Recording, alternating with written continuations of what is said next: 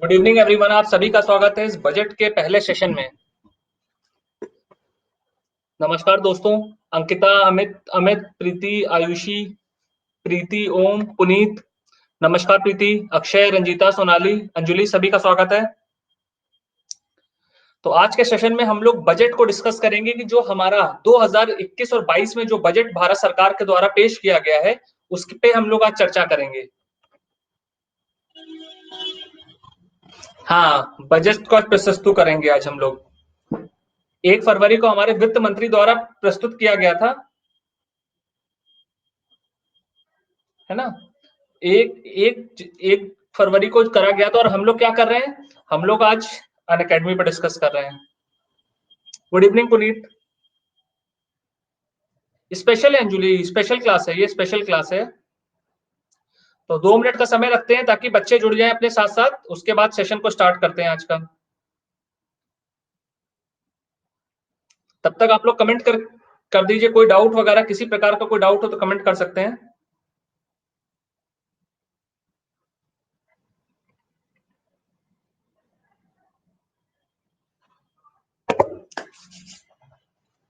तो आज का सेशन मैं जो रख रहा हूँ, बेसिक्स को पहले क्लियर करूंगा। इकोनॉमी के जो टर्म्स होते हैं बजट में, देखिए बजट तो हम लोग डिस्कस कर लेंगे, लेकिन बच्चों को उसके बेसिक टर्म्स ही नहीं पता होंगे तो बजट के घाट समझ में आने वाला है ना। सब जगह क्या होता है, आपके सामने बता देंगे कि हमारा जो क्या कहते हैं, कैपिटल डेफिसिट इतना चला गया, फिजिकल डेफिसिट इतना चला गया, रेवेन्यू डेफिसिट इतना परसेंटेज हो गया।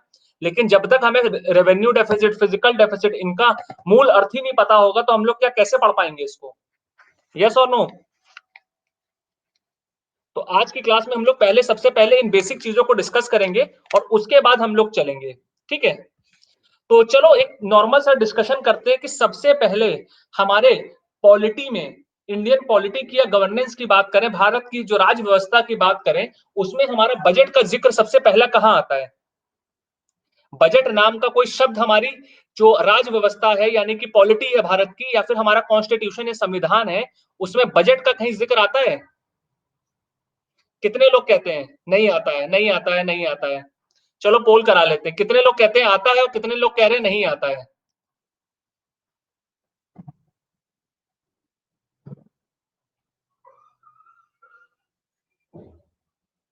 यानी कि आधे से ज्यादा लोगों को अब वह पता है कि बजट जो होता है हमारे क्या है, हमारे जो संविधान है उसका बहुत अभिन्न अंग है ना। काफी बच्चों के साथ ये धारणा है उनके मन में कि बजट हमारा क्या है, संविधान का अभिन्न अंग है। कुछ बच्चों को क्लास नहीं मिल रही है क्या? तो भैया ये आपकी जो धारणा है बिल्कुल गलत है।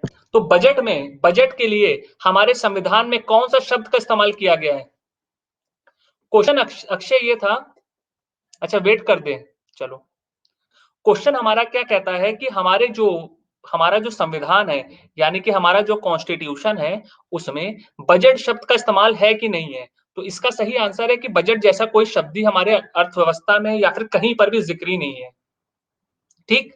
इसकी जगह हमारा क्या है, वार्षिक क्या है, वार्षिक जो हमारा, हाँ वेरी गुड, वार्षिक वित्त विवरण है, यानी कि एनुअल फाइनेंशियल स्टेटमेंट की बात हुई है। एनुअल फाइनेंशियल स्टेटमेंट का जिक्र हुआ है। हाँ, तो संविधान के कौन सा हमारा अनुच्छेद है या फिर आर्टिकल है जिसमें हमारा एनुअल फाइनेंशियल स्टेटमेंट की बात हुई है? आप में से कोई बता सकता है? Very good Swati. आर्टिकल 112 जो होता है एनुअल फाइनेंशियल स्टेटमेंट की बात करता है। क्लियर? ठीक है, अब बात ये हो गई। अब बात आती है, अगला प्रश्न हमारे दिमाग में आता है कि ये तो हमारी राज व्यवस्था या कानून की बात हो गई कि कानूनी तौर पे ये क्या है हमारा, कानूनी तौर पे हमारा ये क्या है, एक एक आर्टिकल है जिसके अनुसार हम लोग क्या कर रहे हैं, एनुअल फाइनेंशियल स्टेटमेंट हर साल अपने अपने संसद में प्रस्तुत कर रहे हैं। अब बात आती है कि इसकी शुरुआत कहां से हुई थी, कि इसकी उत्पत्ति कब से हुई, अंग्रेजों के समय पे हुई या आजाद भारत में हुई, कब से हुई? कोई बात नहीं आयुषी, कोई बात नहीं। सबसे पहला बजट का हमारा जिक्र जो था, एनुअल स्टेटमेंट अनुच्छेद जो 112 है, आर्टिकल 112 में स्टार्ट हुआ था। अभी भी संविधान में 112 में कहा गया है। और सबसे पहली बार जो हमारा बजट इंट्रोड्यूस हुआ था अंग्रेजों के समय पे स्टार्ट हुआ था, यानी कि 7 अप्रैल 1860 को 1860 को पहली बार हमारा जो बजट है वो भारत की जो हमारा संविधान है उस समय जो कलकत्ता में होती थी वहां पर प्रस्तुत किया गया था। क्लियर? अब क्वेश्चन पीसीएस के प्रीलिम्स में यहां से क्या उठ सकता है कि भारत का जो बजट है वो पहली बार किसके द्वारा प्रस्तुत किया गया था? आप में से किसी ने पढ़ा है इसके बारे में? Very good Swati. James Wilson के द्वारा, उस समय के हमारे जो वित्त मंत्री होते थे जेम्स विल्सन, उनके द्वारा जो पहली बार हमारा बजट है 7 अप्रैल 1860 को प्रस्तुत किया गया था। इतना नोट कर लीजिए।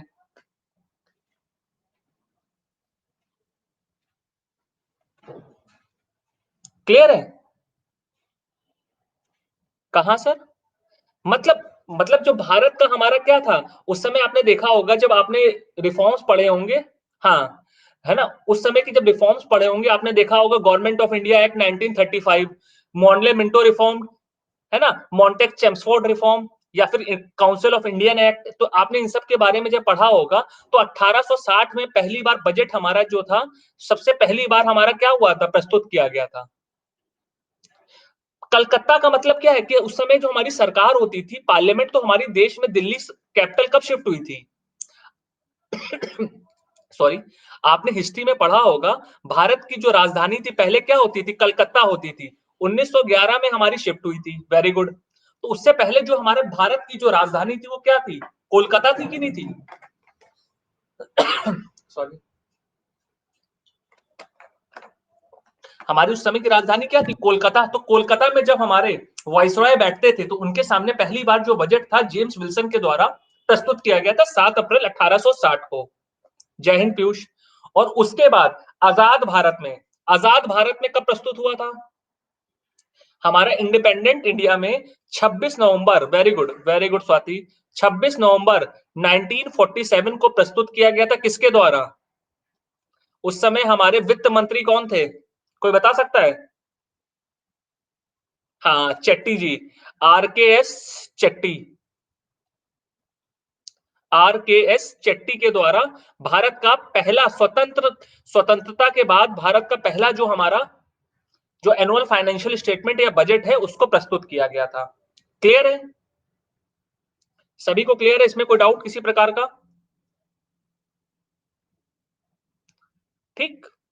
और आपको बता करके एक चीज की और हैरानी होगी कि अभी तक का हमारा भारत, स्वतंत्र भारत में रेलवे बजट और हमारा वित्तीय बजट दोनों पहले क्या होता था, अलग अलग प्रस्तुत होता था। कोई बात नहीं सुनील, कोई बात नहीं, don't be sorry.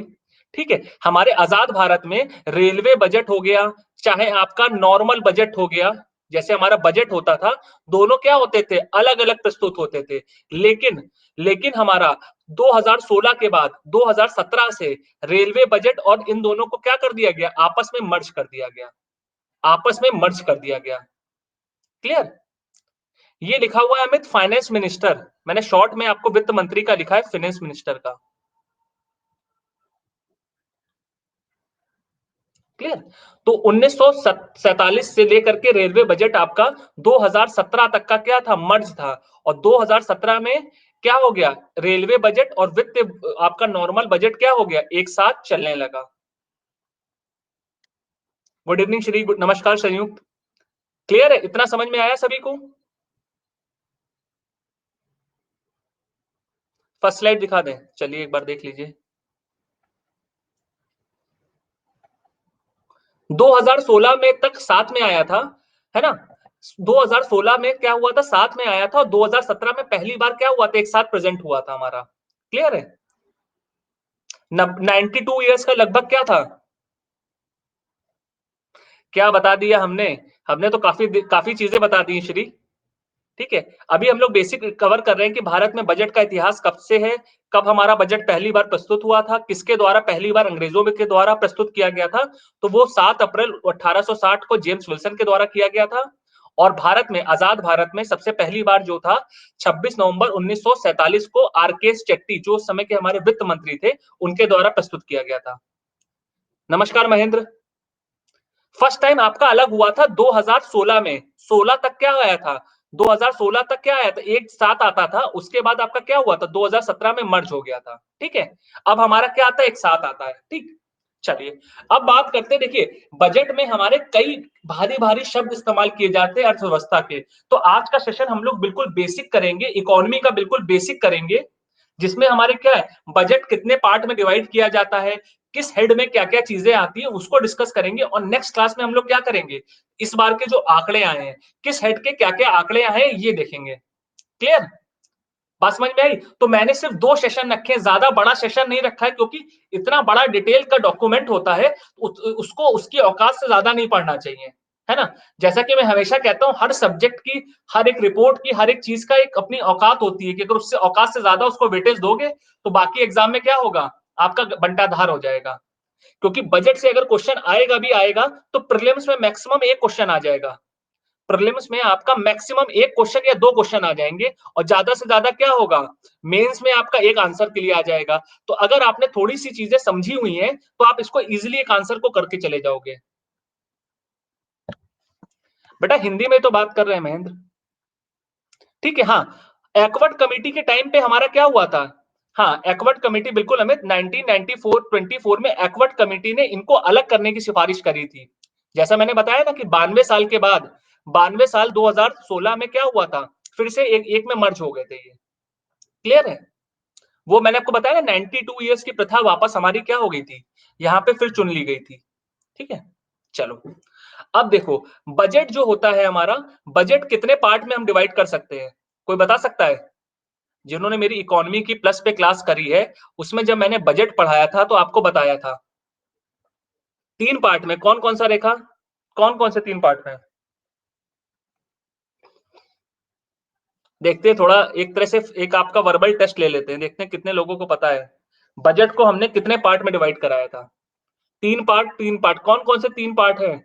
Surplus budget, last, present और एडवांस। अक्षय बेटा मैंने कल आपको एक कॉन्सेप्ट बताया था। बजट और इकोनॉमिक सर्वे में क्या होता है? हमेशा बजट क्या होता है? फ्यूचर का एक्सपेक्टेशन की बात करते हैं कि फ्यूचर में हम क्या चीजें क्या-क्या करेंगे खर्च।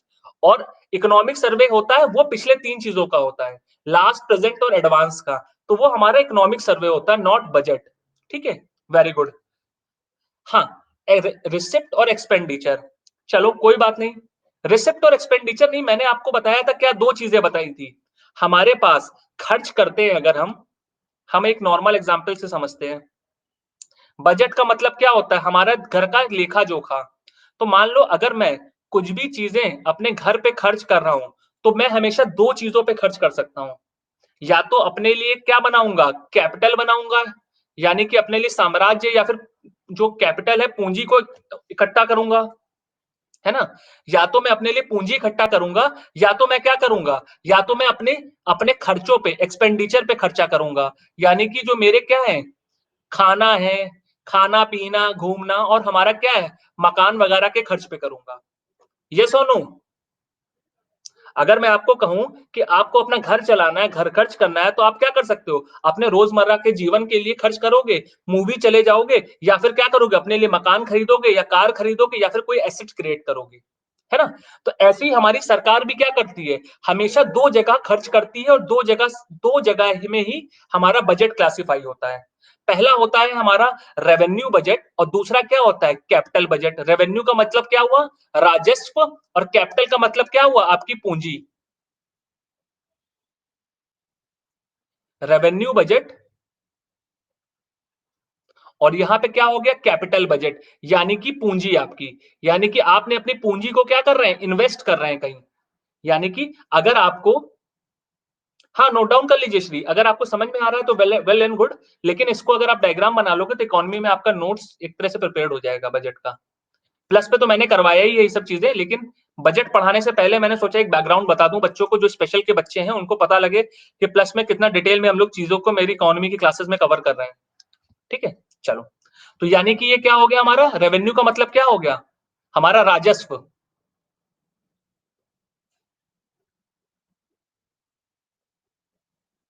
ठीक है, और ये क्या हो गया, हमारा पूंजी हो गई। ठीक है, ठीक है,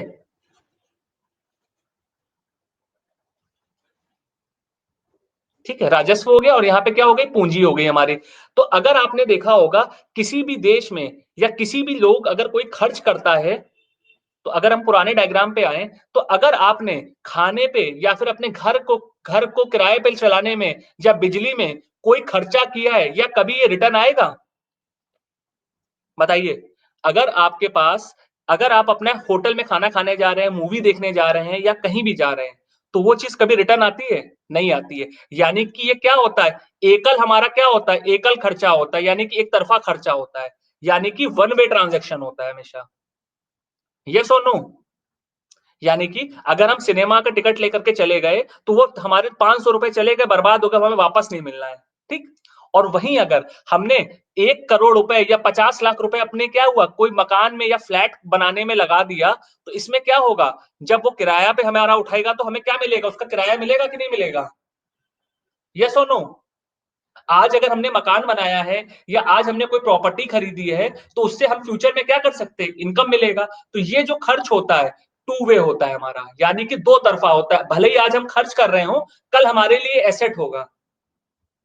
जैसा कि आप आज देख रहे होंगे कि जब हमारी सरकारों ने बीएसएनएल को बनाया होगा, हमारी पब्लिक सेक्टर को बनाया होगा, तो सरकार आज बेच करके उससे क्या कर रही है? पैसा कमा रही है कि नहीं कमा रही है? आप पूरे देख रहे होंगे न्यूज़ चैनलों पे सब जगह हाहाकार मचा है, क्या है? कि सरकार सारी कंपनियों को बेच रही है। तो सरकार ने जब बनाया होगा तो उसको बनाने के लिए भूमि खरीदी होगी, उसको बनाने के लिए इंफ्रास्ट्रक्चर खरीदा होगा, तो उसको खड़ा करा होगा और आज उसी को क्या कर रही है? बेच के पैसा कमा रही है। यानी कि एक बार खर्च किया और एक बार क्या हुआ? रिटर्न आया उसके पास। ठीक है? तो ऐसे ही हमारे बजट में सरकार जब भी खर्च करती है, तो 2 तरह का खर्च करती है। पहला क्या होता है? रेवेन्यू, जो कि होता है हमारा वन वे, और दूसरा क्या होता है? कैपिटल, यानी कि हमेशा क्या होता है? Two way. ठीक है? या फिर रेवेन्यू भी हमारा कई बार क्या होता है? टू वे हो जाता है। ठीक है? कैसे होगा? अभी देखेंगे। इतना समझ में आया सभी को? वन वे और टू वे। अब आप देखिए, सरकार के पास कमाई के क्या-क्या स्रोत हो सकते हैं। मान लीजिए हमारी सरकार है अभी इस समय, उसके पास कमाई के स्रोत क्या है? वो कैसे कमाती है? ऐसा तो है नहीं कि हमारे प्रधानमंत्री नौकरी करने जाएँगे तो उनके पास पैसा आएगा, तो वो अपने भारत भारत घर में खर्च करेंगे। जैसा कि हम हैं, हमारे घर के अगर हम मुखिया हैं, तो हम क्या कर रहे हैं? अकेडमी में पढ़ा रहे हैं और यहाँ से पैसा कमा रहे हैं, तो अपने घरवालों को क्या कर रहे हैं? खर्च कर रहे हैं। है ना? तो सरकार को कहाँ से पैसा मिलता है? हमारे करों से पैसा मिलता है ना? सरकार की जो सरकारी संपत्ति होती है, उससे पैसा मिलता है। सरकार जो लोन पे पैसा उठाती है, दूसरे देशों को देती है, वहाँ से जो ब्याज आता है, उससे पैसा कमाती है। तो सरकार क्या करती है? कई जगह जगह इन्वेस्ट करती है और उसके एवज में उसको क्या मिलता है? रिटर्न मिलता है। तो रेवेन्यू हमारा क्या होता है? 2 प्रकार का होता है, यानी कि राजस्व सरकार को 2 प्रकार का मिलता है। पहला होता है हमारा टैक्स रेवेन्यू, यानी कि करों द्वारा सरकार को जो फायदा हो रहा है, करों द्वारा जो सरकार को फायदा हो रहा है ना? और दूसरा क्या होता है? नॉन टैक्स रेवेन्यू, यानी कि बिना करों का जो सरकार को राजस्व मिल रहा है। बात समझ में आई कि नहीं आई? यहां पर मैंने इसको वन वे में क्यों लिखा है? किसी बच्चे के मन में सवाल उठ रहा है ये वाला, कि सरकार ने टैक्सों को और नॉन नॉन टैक्स रेवेन्यू को हमारा वन वे में क्यों लिखा है, कि एक बार सरकार के पास पैसा चला गया, तो सरकार क्यों क्यों नहीं खर्च कर रही है उसको उसको क्यों नहीं कुछ मिल रहा है? हाँ, बिल्कुल प्रियंका भी बताएँगे। नहीं अंकिता, देखो ऐसा नहीं होता है। अभी बताते हैं, देखो, पहले इसको थोड़ा समझ लो, फिर आपको इसके बारे में थोड़ा विस्तृत चीज़ें क्लियर होंगी। देखो, कर भी हमारे क्या होते हैं? 2 प्रकार के होते हैं। कौन-कौन से प्रकार के कर होते हैं? बताइए? इसको हम लोग पीछे डिस्कस करते हैं थोड़ा, ठीक है? यहाँ पे बनाते हैं। टैक्स रेवेन्यू जो होता है हमारा 2 प्रकार के होते हैं।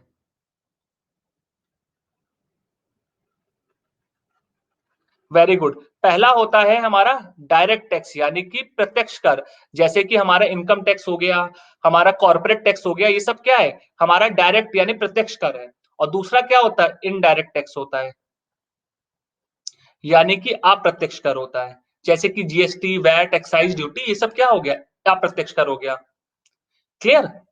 तो यानी कि आपने सरकार की झोली में पैसा डाल दिया। अब सरकार की जिम्मेदारी नहीं है कि उसको खर्च करे या ना करे, वो तो उसके मूड के ऊपर है।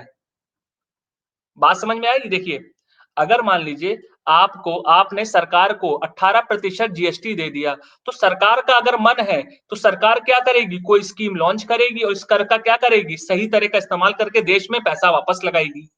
और सरकार का अगर मन नहीं है, तो नहीं लगाएगी। इसीलिए करों को हम लोग क्या कहते हैं? वन वे ट्रांज़ैक्शन कहते हैं। यानी कि आज आपने कर दे दिया तो सरकार पे लायबिलिटी नहीं है कि सरकार खर्च करे या ना करे। बात समझ में आई कि नहीं आई? यहाँ पे क्या हो रहा है, सरकार को आपने जो करों में पैसा दिया है, वो सरकार के ऊपर आज उसका मन है तो खर्च करेगा, नहीं मन है नहीं खर्च करेगा। हो सकता है वो नमस्ते ट्रम्प पे खर्च कर दे, हो सकता है वो प्रधानमंत्री स्वनिधि योजना में खर्च कर दे या किसी अन्य योजना में खर्च कर दे। यस और नो? तो सरकार की किसी प्रकार की क्या होती है, कोई भी लायबिलिटी नहीं होती है, यानी कि उसकी कोई जिम्मेदारी नहीं होती कि वो क्या करेगा, अपने नागरिकों को उस कर को वापस लौटाएगा। ठीक? और इसी तरह क्या होता है, नॉन टैक्स रेवेन्यू। सोचिए, सरकार को ऐसा कौन-सा राजस्व होता है जो वन वे होता है? कर हमने जोड़ लिए, सीख लिए और इसके अलावा क्या होता है?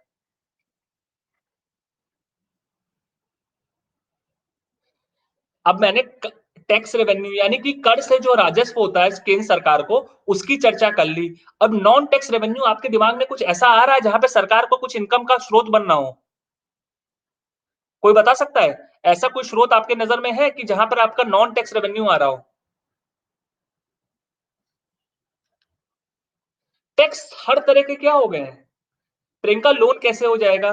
देखो, अगर सरकार ने आज आपसे लोन ले लिया, सरकार ने मान लो विश्व बैंक से आज 100 करोड़ का लोन लिया, यानी कि पैसा क्या हुआ? सरकार की जेब में आया एक एक बार और एक बार वापस चला जाएगा। यानी कि एक बार इनकमिंग हुई और एक बार क्या हुई? आउटगोइंग हुई। तो ये हमारा वन वे ट्रांज़ैक्शन होगा कि टू वे होगा? सोचो, वन वे कैसे होगा बेटा? आपके पास अगर आज पैसा आया, तो आपके लिए लायबिलिटी नहीं है। आपने अगर आज उधार लिया हुआ है, तो कल आपको लौटाना है कि नहीं लौटाना है? आपने अगर कोई चीज़ आज ली हुई है सरकार से, सरकार ने ली है या आपने सपोज़ बैंक से ही 5 लाख का लोन लिया हुआ है कार खरीदने के लिए, तो आपकी ज़िम्मेदारी है कि नहीं उस 5 लाख को लौटाना होगा? येस और no? Profits from asset Shivam देखो, अब शिवम ने बात एक लिखी प्रॉफिट्स फ्रॉम एसेट। देखो, अगर मैंने अपने पूंजी के लिए, अपना कैपिटल के लिए 500 करोड़ रुपए की एक बिल्डिंग बना दी सरकार ने और उससे उसको किराया मिल रहा है, तो ये हमारा वन वे है कि टू वे है? हमने एक बार 500 करोड़ खर्च कर दिए, फिर हमें 50,000 रुपए महीना किराया आ रहा है। तो ये नॉन टैक्स में आएगा कि किसमें जाना चाहिए? वन वे कैसे? टू वे है ना आयुषी, टू वे है। आज हमने जैसे मैंने आपको एग्जांपल क्या बताया था, हमने आज मकान खरीदने के लिए क्या करा? पैसा इन्वेस्ट किया और बाद में हमें किराया खा रहे हैं उसका। एक बार गया और एक बार आया। एक बार पैसा गया और एक बार आ रहा है। तो टू वे हुआ ना, ठीक? और सोचो, कोई बच्चा वहां तक नहीं पहुंच रहा, प्लस पे मैंने पढ़ाया भी है और बच्चे सब साफ हो गए हैं। अरे भैया, मालिकों, एक बात बताओ, आप जब सड़क पे जाते हो, पीएसयू पे प्रॉफिट कैसे आएंगे बेटा शिवम? पीएसयू पे सरकार ने जो पैसा खर्चा किया होगा, जब आपको पैसा प्रॉफिट मिल रहा है तो टू वे नहीं हो गया? उस पीएसयू को खर्च करने के लिए जो चीजें आपने दी होंगी वो वापस मिलेगा कि नहीं मिलेगा? हाँ, टोल टैक्स, ग्रांट्स, लोन, ये सब आप जो बात कह रहे हो, तो टोल टैक्स भी तो हमारा कर है ना, चुंगी कर है ना। रिकैपिटलाइजेशन नहीं।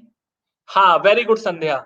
संध्या ने अब बताया फीस, यानी कि आपने देखा होगा जो सरकार आपसे फीस वसूलती है।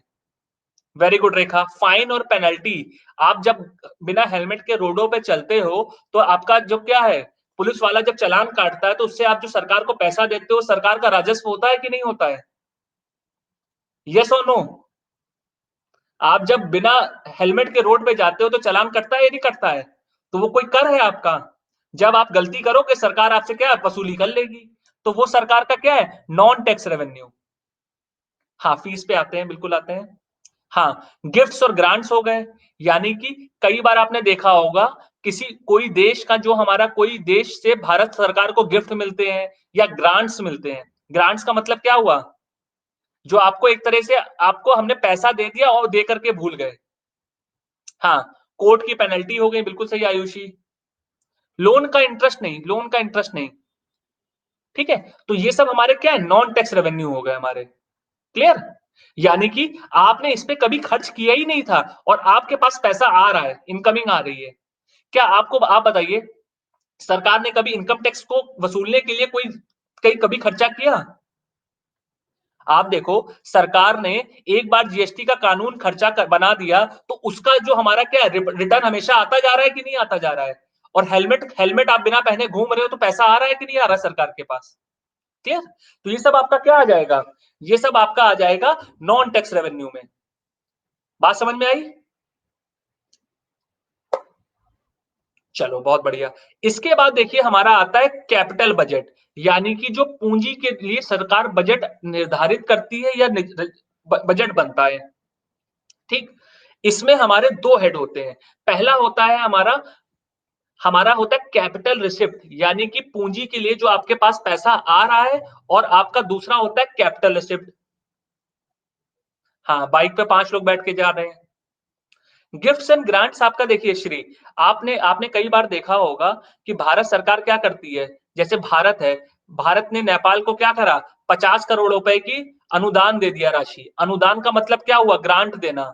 यानी कि ऐसा पैसा जिसको आपने एक बार दे दिया, आपने उसको वापसी की अपेक्षा नहीं कर रहे हैं उसके लिए। यानी कि आपने एक तरह का तोहफा दे दिया है। और वहीं अगर आप 50 करोड़ रुपए लोन पे देंगे, यानी कि ब्याज पर देंगे, तो आपको क्या मिलेगा, इस पे इंटरेस्ट मिलेगा। और वापस भी आपको क्या मिलेगा, इसका प्रिंसिपल अमाउंट भी कुछ सालों के बाद मिल जाएगा। ये सुनो, बात समझ में आई कि नहीं आई जो मैं कहना चाह रहा हूं। तो यहां पर क्या हो रहा है, ग्रांट में क्या हो रहा है, एक बार पैसा हमारी जेब से निकल गया है, लेकिन क्या हो रहा है, वो कभी वापस नहीं आने वाला है ना।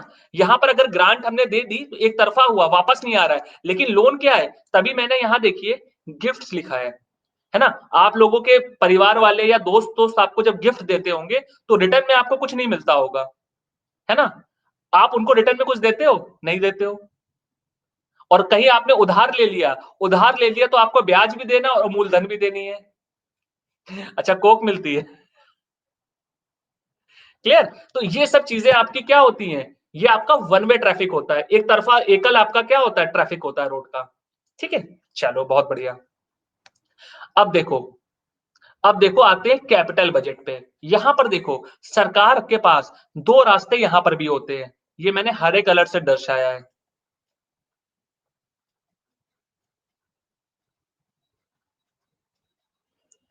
यहां पर हरे कलर से दर्शाया है, यानी कि कैपिटल बजट, यानी कि पूंजी के लिए आपने जो निर्धारित किया है बजट, उसकी अगर हम बात करें तो, उसके लिए अगर हम बात करें तो देखो कैपिटल बजट भी हमारा क्या होता है, दो प्रकार का होता है। जैसे कि हमारा रेवेन्यू की हमने बात करी, है ना, राजस्व की बात करी, ऐसे पूंजी भी हमारा क्या होता है, दो तरफा होता है। यानी कि पहला होता है कैपिटल रिसिप्ट और दूसरा क्या होता है, यानी कि कैपिटल बनाने के लिए जो पूंजी हमारे पास वापस आ रही है, रिटर्न आ रहा है। और दूसरा क्या होता है, कैपिटल एक्सपेंडिचर, यानी कि जो पूंजी बनाने में खर्च कर रहे हैं चीजें हम लोग। देखो रिसिप्ट का मतलब क्या हुआ, अगर मान लीजिए जैसे मान लीजिए मैंने ये मकान बनाया, तो आज मकान को बनाने में मेरा कुछ खर्चा हो रहा होगा कि नहीं हो रहा होगा। मेरे को सीमेंट खरीदनी होगी, मुझे बालू खरीदनी होगी, ईंटें खरीदने होंगे, दरवाजे खरीदने होंगे, शीशे खरीदने होंगे, मजदूर को पैसा देना है।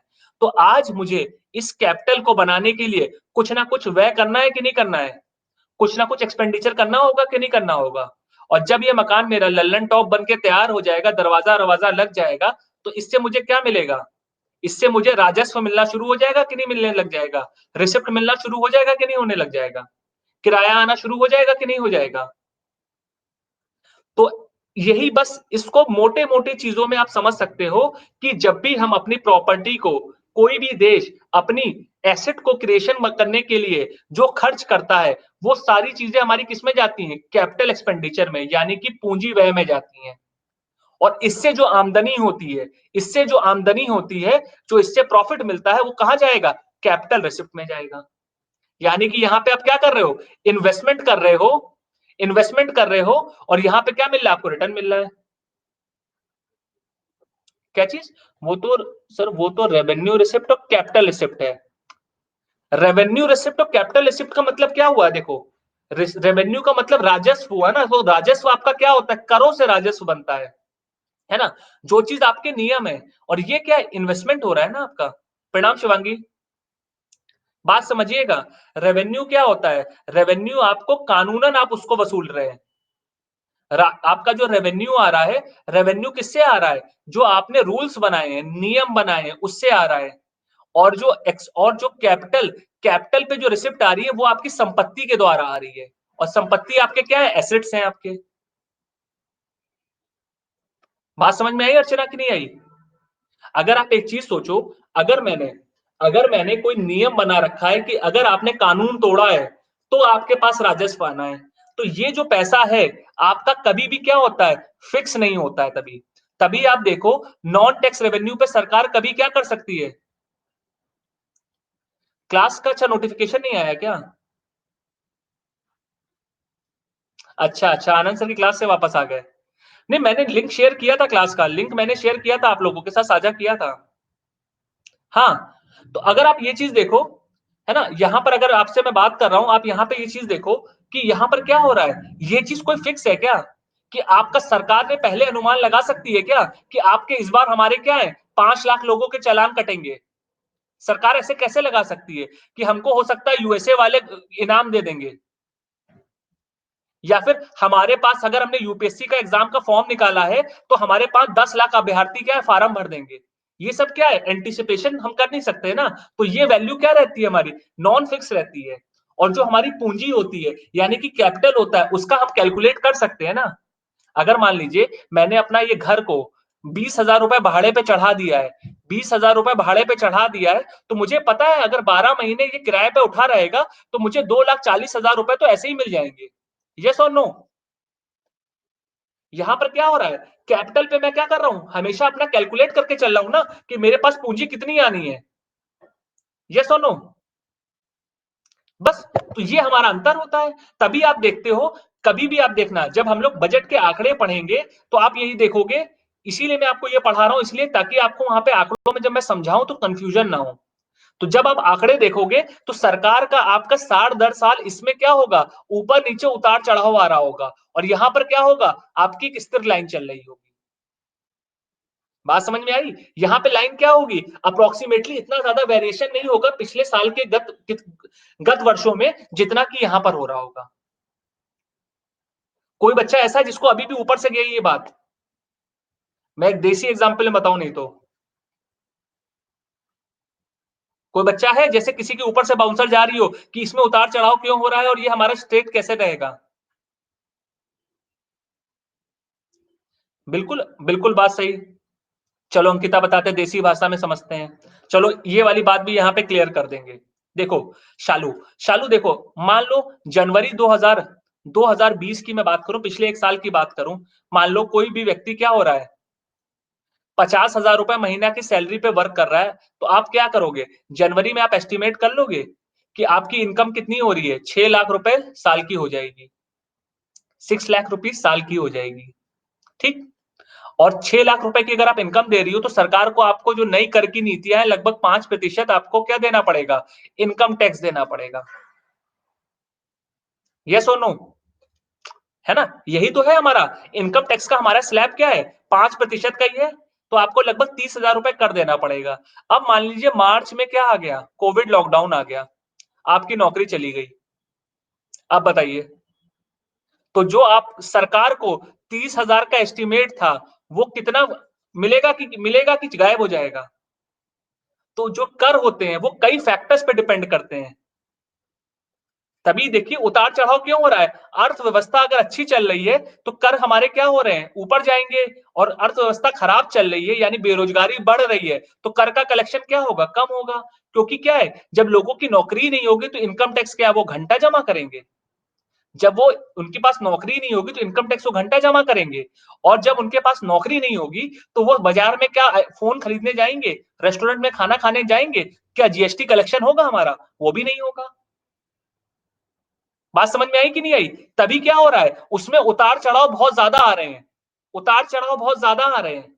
और वहीं अगर हम पूंजी की बात करें, पूंजी की अगर हम बात करें, उसमें उतार चढ़ाव इतने क्यों नहीं आएंगे? क्योंकि उसमें हमारे ऐसे ऐसी चीजें पड़ी होती हैं। अभी मैं आपको पूरा बाइफरकेट करके बताऊंगा क्या क्या चीजें पड़ी होती हैं। तो उसमें उतार चढ़ाव के कारण बहुत कम होते हैं। जैसे कि मान लीजिए आपने कोई प्रॉपर्टी बनाई है, आपने प्रॉपर्टी बनाई है, तो आपको क्या मिल रहा है? 20,000 रुपए किराया मिल रहा है। तो भैया मकान जब आदमी अब ऐसा तो है नहीं कि उसकी नौकरी चली गई तो वो क्या रोड पे फुटपाथ पे सोना शुरू कर देगा। आप एक बात बताओ, आपके अगर किराएदार है तो उधारी भले ही चढ़ा दे, उधारी भले ही चढ़ा दे, तो ऐसा तो है नहीं कि वो जाकर के फुटपाथ पे अपनी बीवी बच्चों को ले जाएगा कि मैं अब क्या हो गया हूँ, अनएम्प्लॉयड हो गया हूँ, यानी कि बेरोजगार हो गया हूँ, चलो घर खाली कर देते, फुटपाथ पे सोते हैं। तो एसेट पे हमेशा इनकम क्या रहती है, फिक्स रहती है। यस और नो? और दूसरी चीजें, अगर आपने किसी को पैसा उधार दिया है, तो आपको क्या है, इंटरेस्ट और ब्याज तो मिलता ही रहेगा। तभी उसमें क्या है, उतार चढ़ाव इतने नहीं होते, होते हैं, लेकिन इतने नहीं होते कि जितना हमारा क्या होता है, करों वाले में या राजस्व वाले में चीजों में होता है। क्लियर? बात समझ में आई कि नहीं आई? अब मान लीजिए पिछले साल मोदी जी कहीं बाहर ही नहीं गए, पिछले साल मोदी जी क्या रहा, लॉकडाउन की वजह से विदेशी यात्रा ही नहीं करी, तो उनको गिफ्ट और ग्रांट कैसे वो ले पाएंगे दुनिया में, अपना वर्चस्व कैसे जमा पाएंगे? भारत का खजाना क्या रहेगा, खाली रहेगा। हमारा जो तोश खाना है, तोश खाना जानते हैं ना सभी लोग, तोश खाना खाली रहेगा हमारा। ठीक है, तो तोश खाने में कोई सामान ही नहीं आएगा, जब उसकी नीलामी नहीं होगी तो सरकार को राजस्व कहां मिलेगा, उसका कुछ नहीं मिलने वाला है। ठीक है, तो ये सब चीजें हमारी क्या होती है, राजस्व की बात होती है। हाँ, ठन ठन गोपाल हो जाते हैं। ठीक है, जैसे हम लोग भी घर पे थे लॉकडाउन में, तो दाढ़ी बाल बढ़ा लिए थे हमने, तभी हमने दाढ़ी बाल बढ़ा लिए थे। जब हम बाहर घूमने जाते हैं, जैसे हम कल घूमने जा रहे हैं, तो शेव वेव क्लीन करा करके घूम रहे हैं। ठीक है, चलिए, तो ये सब चीजें क्या होती है, अर्थव्यवस्था में भी चलती हैं। कोई ऐसा तो है नहीं कि हम आप क्या कर रहे हैं, हम आप बजट अलग बना रहे हैं, और हमारी फाइनेंस मिनिस्टर सीतारमन जी जो है वो अलग वित्त बजट बना रही है। बजट तो बजट ही होता है ना, चाहे देश का बनाए चाहे घर का बनाए, है ना? तो सारे कारकों को हम लोग क्या, सारे फैक्टर्स को लेकर के चलते हैं। क्लियर? तो अब सोचिए, अब मैंने इतना आपको बाइफरकेट करके बता दिया है, अब सोच के बताइए क्या क्या चीजें हमारी इस हेड में जा सकती हैं। रेवेन्यू रिसिप्ट में सरकार के पास क्या क्या चीजें आ सकती हैं? सरकार के पास रेवेन्यू रिसिप्ट में क्या क्या चीजें आएंगी?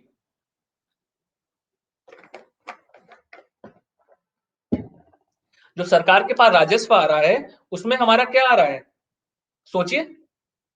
अब तो कुछ पॉजिटिव आंसर मिल जाएगा ना, मुझे लगता है, कि नहीं, कि अभी भी नहीं समझ में आया? Interest, very good. पहला क्या मिलेगा? नहीं नहीं, टैक्स की पेनल्टी कैसे आएगी बेटा हमें? टैक्स और पेनल्टीज तो हमारा क्या हो रहा है, वो तो आपका वन वे है ना, रेवेन्यू में जा रहा है ना, मैंने यहां जोड़ा। पेनल्टीज और टैक्सेस कहां जा रहे हैं, रेवेन्यू में जा रहे हैं आपके। क्लियर? यहां पे क्या आएगा, आपने जो क्या करा होगा, नेपाल को या फिर क्या श्रीलंका को जो लोन दिया होगा, उस पे जो ब्याज मिल रहा होगा, लोन पर जो इंटरेस्ट आपको मिल रहा होगा, वो आपका इसमें जाएगा। यानी कि जो आपके पास अंदर आ रहा है, आपके देश में अंदर ब्याज खा रहे हैं। क्लियर? और सुनिए, अगर आपने लोन दिया होगा, आपने लोन लिया होगा, सॉरी, अगर आपने लोन लिया होगा, उसकी ब्याज की किस्त किस में जाएगी? मान लो अगर भारत की सरकार ने वर्ल्ड बैंक से लोन लिया है 500 करोड़ का कि स्टैचू ऑफ यूनिटी बनाना है, तो इसकी भी तो हमें कुछ ना कुछ क्या किस्त देनी होगी, वो किसमें जाएगा, वो इसमें जाएगा। तो अगर मैंने लोन का इंटरेस्ट यहां पर लिख दिया, तो इसमें कंफ्यूज मत होइएगा, क्योंकि आपने जो अपनी पूंजी बनाने के लिए, यानी कि स्टैचू ऑफ यूनिटी को बनाने के लिए जो कैपिटल के लिए पैसा खर्च किया है, उसके लिए जो पैसा इन्वेस्ट लिया है आपने, उसका ब्याज इसमें जा रहा है, जो आप दोगे, क्योंकि वो आपके लिए देनदारी है। ये आपकी देनदारी है और ये लेनदारी है। बात समझ में आई? ये आपकी क्या है, लेनदारी है और ये आपकी देनदारी है। ठीक। अब एक चीज और मुझे बताओ, अगर आपने इसको 1 नंबर और नंबर 2 कर देते हैं, अगर मैं आपसे कहूं, आपको आपको जैसे मान लो नया संसद भवन बनना है, तो भारत सरकार को लोन लेना होगा, तो वो लोन का जो पैसा, वो 1,000 करोड़ रुपए विश्व बैंक से अगर भारत सरकार लेती है, तो किसमें जाएगा, 1 नंबर में जाएगा कि 2 नंबर में जाएगा? वेरी गुड, वो हमारा जाएगा 1 नंबर में। क्योंकि आप क्या कर रहे हो, कैपिटल बनाने के लिए चीजों को पैसे अंदर ले रहे हो। यहां पर रिसिप्ट का मतलब क्या हुआ, इनकमिंग, और ये क्या हो रहा है, आउटगोइंग। समझ में आया? Incoming outgoing. आज जो पैसा आपको मिल रहा है, उससे आप एसेट क्रिएट कर रहे हो ना, एसेट क्रिएट कर रहे हो, और जब उस पे एसेट लगाने के लिए आप जो पैसा लगाओगे, वो आपका एक्सपेंडिचर में जाएगा। ठीक। अब मान लो भारत सरकार ने एक एग्जाम्पल और कोट करते हैं, अगर भारत सरकार ने 1000 करोड़ का लोन लिया है पार्लियामेंट बनाने के लिए, तो वो पैसा 1 नंबर में जाएगा। इतना समझ में आया? ठीक। अब भारत सरकार ये 1000 करोड़ रुपए एल&टी को दे रही है कि तुम इस साल 2021 से 22 में 1000 करोड़ रुपए रखो और मुझे संसद भवन का निर्माण करके दो। अब वो पैसा किस में जाएगा? 2 नंबर में जाएगा। Very good. समझ में आ गया कॉन्सेप्ट इनकमिंग आउटगोइंग का? समझ में आया सभी को? Very good. हाँ, क्या क्वेश्चन है? पीएसयू का डिसइन्वेस्टमेंट, चलो बहुत अच्छा। अब बताओ सरकार को अगर पीएसयू खड़ा करना है तो उसको कहां पे पैसा खर्च लगाएगी? उसके लिए सरकार पैसा कहां लगाएगी? मान लो आज सरकार को क्या करना है, भारत पेट्रोलियम का एक प्लांट लगाना है लखनऊ में, तो उसका पैसा हमारा कहां से निकलेगा? 1 नंबर की 2 नंबर? वेरी गुड, ये हमारा जाएगा 2 नंबर में, क्योंकि क्या कर रहे हैं हम, पैसा खर्च कर रहे हैं। और भारत सरकार ने क्या करा, भारत पेट्रोलियम को बेच दिया, डिसइन्वेस्ट कर दिया, विनिवेश कर दिया उसको, तो जाएगा 1 नंबर में। यानी कि जो हमने कल की डेट में अपनी पूंजी खड़ी करी थी, उस पे जो पैसा वापस आ रहा है हमारे खाते में, वो इसमें आ जाएगा। इतनी चीजें समझ में आई सभी को कि नहीं आई? तो बजट हमारा जो होता है इसी के इर्द गिर्द घूमता है हमारा। बजट जो है हमारा इसी के इर्द गिर्द घूमता है और इसी से ही पूरा बजट की चीजें हमारी क्या होती हैं, ड्राइव होके चलती हैं। तो जब भी आप एनुअल फाइनेंशियल स्टेटमेंट देखोगे तो आपके सामने यही लिख के आएगा, कैपिटल रिसिप्ट कितना हुआ, कैपिटल पे एक्सपेंडिचर कितना कर रही है, सरकार योजनाओं पे कितना खर्च कर रही है, राजस्व में कर कितना प्रतिशत आ रहा है, किसमें क्या क्या चीजें हो रही हैं, इसका पूरा डिटेल में चीजें हमारी यहाँ पे निकल के आएंगी। इसमें किसी प्रकार का किसी बच्चे को कोई डाउट हो तो कमेंट करिएगा, किसी प्रकार का कोई डाउट हो बताइए, बताइए किसी प्रकार का कोई डाउट हो किसी भी बच्चे को तो कमेंट कीजिए।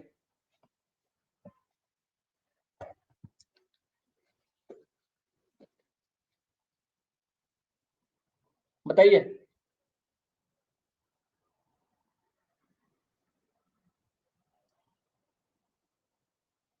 क्लियर है सभी को? तो हम लोग जब बजट के अंदर की चीजें पढ़ेंगे तो आपको क्या होगा, इन सब चीजों का कंफ्यूजन नहीं होगा, है ना?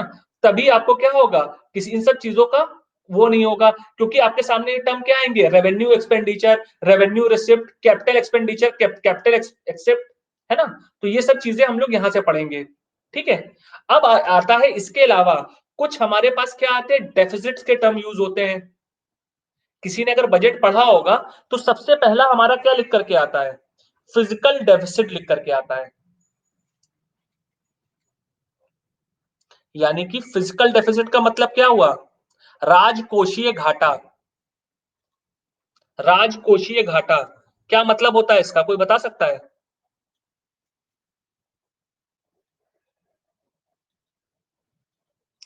कोई बता सकता है? अगर मैं आपसे कहूं, अगर मैं आपसे किसी से भी कहूं कि आपका जो है, आपका मुझ पे 50,000 रुपए उधार है, तो इससे क्या पता लग रहा है कि आप ऐसे एक व्यक्ति हैं जिनकी आमदनी अठन्नी है और खर्चा रुपया है। यस और नो? अगर मैं आपसे कहूं कि आपने क्या कर रखा है, मुझसे 50,000 का उधार ले रखा है इस महीने, तो आपने क्या कर रखा है, अपनी कमाई से ज्यादा खर्च कर रखा है। यस और नो? यही तो होगा कि आपका अपने क्या हुआ, अपने चादर में पैर ही नहीं आ रहा है पूरा, एक्सपेंडिचर ज्यादा हो रहा है, बिल्कुल सही। तो यानी कि राजकोषीय घाटे का मतलब क्या हुआ, किसी भी एक वित्तीय वर्ष में सरकार के पास क्या हुआ, रेवेन्यू जितना आ रहा है उससे ज्यादा सरकार क्या खर्च कर रही है, खर्च कर रही है। यानी कि हमारा जो व्यय है वो बढ़ रहा है किससे ज्यादा, राजस्व से ज्यादा। जितना पैसा हमारे अंदर आ रहा है उससे ज्यादा क्या हो रहा है, खर्च हो रहा है। बात समझ में आई? है ना? इसी का मतलब क्या हुआ, आप क्या हो रहे हो, डेफिसिट में जा रहे हो, आपने उधार ले रखा है। तो अगर हम राजकोषीय घाटे की बात करते हैं, तो राजकोषीय घाटे की बात करते हैं यानी कि फाइनेंशियल डेफिसिट की बात करते हैं, तो फाइनेंशियल डेफिसिट हमारा क्या होता है, या फिर physical deficit, expenditure minus receipt. यानी कि जितना आपने खर्च किया और जितना आपके पास पैसा आया, इंक्लूडिंग क्या चीज आपका, चाहे वो राजस्व से आया हो, चाहे आपका किससे आया हो, चाहे आपका राजस्व से आया हो, चाहे आपका पूंजी से आया हो। बात समझ में आई कि नहीं आई? पैसा आपके पास आ रहा है, चाहे जैसा आए। अब मान लो इसका एग्जाम्पल ऐसे समझो कि हमने क्या करा, 1000 करोड़ रुपए के लिए पार्लियामेंट के लिए निर्धारित कर दिए और विश्व बैंक से हमारे पास लोन ही नहीं आया, तो हमारा क्या होगा? हम क्या कहेंगे कि हमारा क्या है, केंद्र सरकार का खजाना खाली है, लेकिन केंद्र सरकार क्या कर रही है? अपने राष्ट्रीय ठाट-बाट के लिए खर्च कर रही है 1000 करोड़ रुपए। यस और नो? बात समझ में आई कि नहीं आई? तो ऐसे भी क्या है, हमें खलियाली पुलाव नहीं पकाने हैं। तो जब भी हम राजकोषीय घाटे की बात करते हैं, तो हमारे पास जितनी एक्चुअल इनकम हमारी बिना उधार के आ रही है, बिना उधार के आ रही है, उसी को कैलकुलेट करते हैं। तो इसीलिए राजकोषीय घाटे में यानी फिस्कल जो डेफिसिट होती है, उसमें कभी भी हम लोग क्या करते हैं, उधार का माल नहीं लेते हैं। उधार का माल नहीं लेते हैं, यानी कि यहाँ पे हम हटा क्या देते हैं, बोरोइंग का पैसा यानी उधार का पैसे को इंक्लूड नहीं करते हैं। क्लियर? तो इसको हम लोग क्या कहते हैं, फिजिकल डेफिसिट कहते हैं। क्लियर? अब आपने पढ़ा होगा, इसके अलावा हमारा एक चीज और शब्द आता है, प्राथमिक घाटा, यानी कि प्राइमरी डेफिसिट। किसी ने पढ़ा है कि नहीं पढ़ा है? प्राइमरी डेफिसिट का मतलब क्या होता है? यानी कि प्राथमिक घाटा। अगर मैंने आपसे कहा कि आपका सबसे पहला घाटा क्या है, तो आप क्या कहोगे कि भैया मेरे मेरे पास उधार चढ़ा हुआ है ना? आपने उधार चढ़ा हुआ है, तो आपको क्या करना है, हर साल उसकी क्या देनी है, किस्त पे किस्त जमा करते जाना है। यस और नो? आपने अगर कोई चीज उधार ली हुई है, तो आपको उसका किस्त जमा करना होगा कि नहीं करना होगा? तो अगर आपने प्राथमिक घाटे का मतलब क्या हुआ, जब आपका जो भी आपका राजकोषीय घाटा है, राजकोषीय घाटे से हम क्या कर रहे हैं, हाँ, इंटरेस्ट का पेमेंट यानी कि जो ब्याज आपको देना है, उसको माइनस कर देते हैं, तो आपका क्या निकल आएगा, प्राथमिक घाटा निकल आएगा। बात समझ में आई? सबसे पहले हम क्या कर रहे हैं, कितना व्यय कर रहे हैं, यानी कितना खर्च कर रहे हैं, कितना पैसा आ रहा है बिना उधारी के, उसको हम लोग क्या कह रहे हैं, राजकोषीय घाटा कह रहे हैं।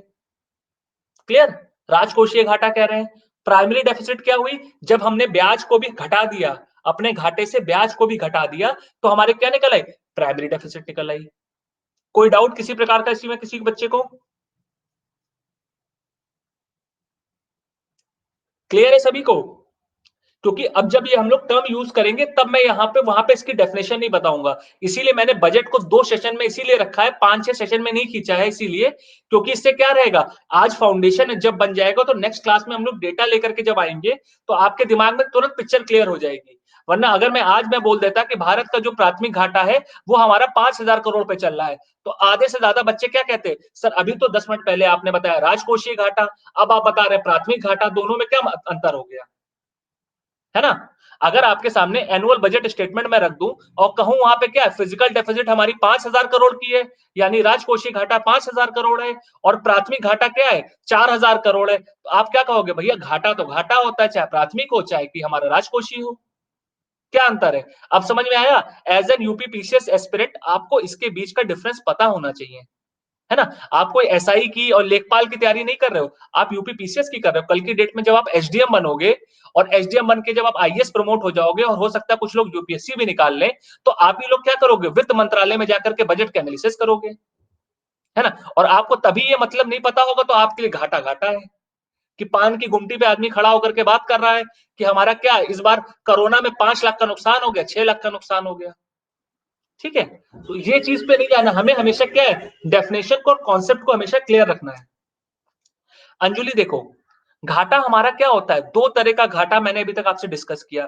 पहला क्या, देखो इसको ऐसे एग्जांपल से समझो, मान लो ये हमारा फरवरी महीने का है खर्च की मैं बात कर रहा हूं। फरवरी में मान लो मेरी इनकम है 1 लाख रुपीज, 1 लाख रुपीज मेरी इनकम है। ठीक है? और मैंने अपने घर में अपनी मकान की किस्तों की मैं बात कर रहा हूं। नहीं नहीं, इस एग्जाम्पल से समझो अमित, इस एग्जाम्पल से समझो।